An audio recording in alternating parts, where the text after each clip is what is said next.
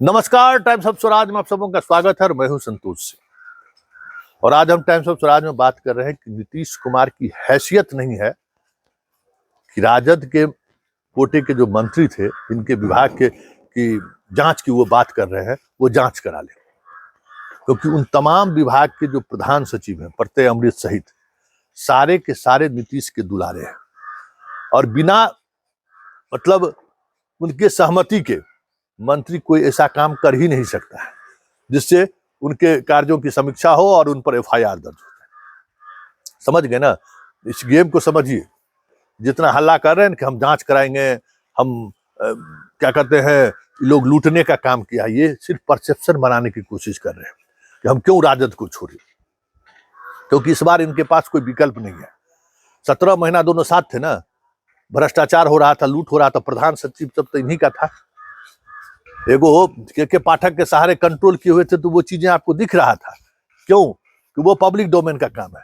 लेकिन सच्चाई यही है कि प्रत्यय अमृत सहित तमाम विभाग के, जिस विभाग के तेजस्वी मंत्री थे, चाहे बाकी जो मंत्री थे, उसके जो प्रधान सचिव थे ना, रोज सुबह शाम नीतीश के यहाँ हाजिरी लगाते थे और नीतीश के इच्छा के बगैर वहां कुछ नहीं कर सकते थे।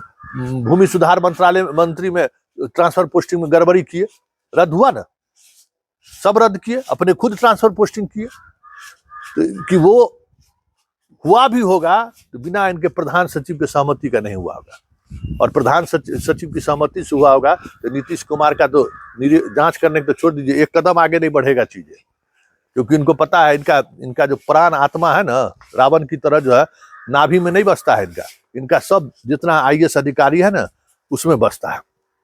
और ये आईएएस अधिकारी के लिए किसी भी हद तक जा सकते हैं, उसको बचाने के लिए किसी भी हद तक जा सकते हैं। देखते हैं इनको रिटायरमेंट बेनिफिट स्कीम एक से एक लाते रहते हैं कि जो इनका वफादार रहा ना, उसके लिए रिटायरमेंट होने के 5 साल बाद तक के लिए व्यवस्था करके सोच कर रखते हैं। एक से एक आयोग बना कर रखे हुए हैं, जहां रिटायर हुई वहां जाइए, पेंशन भी मिलेगा, सब ऐश मौज भी रहेगा आपको। इसलिए सब जो है सो हवा है, एक माहौल बनाने की कोशिश हो रही है कि राजद चोर है, राजद के लोग चोर है, राजद वाले लोग चोर है, और उसी आधार पर हम कह दें कि इनके इस कारण से हम इनका साथ छोड़े। क्योंकि इस बार जो साथ छोड़े हैं, इनके पास कहने के लिए कुछ है नहीं, तो क्या कहेंगे। तो जांच बिठा दिए तो जांच बिठा दिए, तो बैठा दीजिए प्रत्यय अमृत की संपत्ति की जांच, बैठा दीजिए चैतन्य प्रसाद की संपत्ति की जांच, जितने आपके दुलारे प्रधान सचिव हैं सबको ब्रजेश मल्होत्रा पर बैठा दीजिए, ब्रजेश मल्होत्रा बैठा दीजिए, देखिए कितना कुछ सामने आ जाएगा, कहाँ कहाँ क्या किए।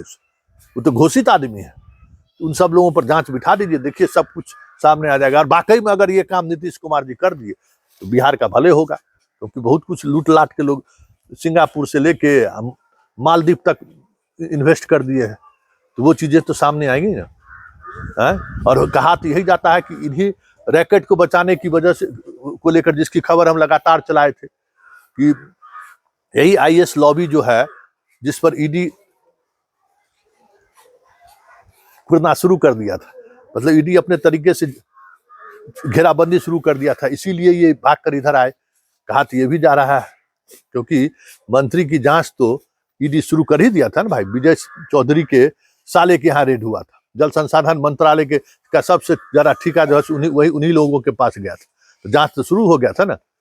ललन सिंह के सबसे करीबी गब्बू सिंह, जिसके बारे में कहा जाता है कि सिंघल का सारा ठिका वही लिए हुए थे। एक टाइम कीपर आदमी जो मीठापुर बस स्टैंड में टाइम कीपिंग करता था, आज 1000 करोड़ का आदमी है नीतीश के शासनकाल में। तो जांच तो भारत सरकार से मोदी जी शुरू करिए दिए थे, बढ़ाइए ना उसको, जांच कहाँ बढ़ा रहे हैं। तो ये सारी चीजें जो जांच की बात हो रही है ना, इनका तो अभी तक विधान परिषद को कहाँ पार्टी से निकाले हैं। बालू माफिया में जो इनका राधाचरण सेठ जो गिरफ्तार हुआ है, विधान परिषद जेल में है, लाल डायरी मिले, कौन कौन अधिकारी और कहाँ कहाँ पैसा जाता है, सारा कुछ उस डायरी में लिखा हुआ था।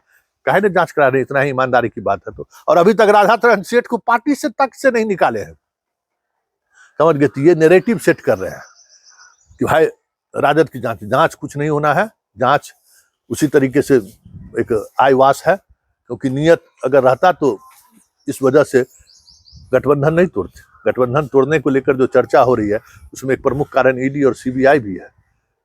हर घर जल नल योजना में क्या हुआ है बिहार में, किसको नहीं पता है। पुल जो गिरा है उसमें किसको नहीं पता है कि पुल में क्या खेला हुआ है। बहुत सारी ऐसी चीज है जिस पर बहुत बड़े स्तर पर खेला हुआ है।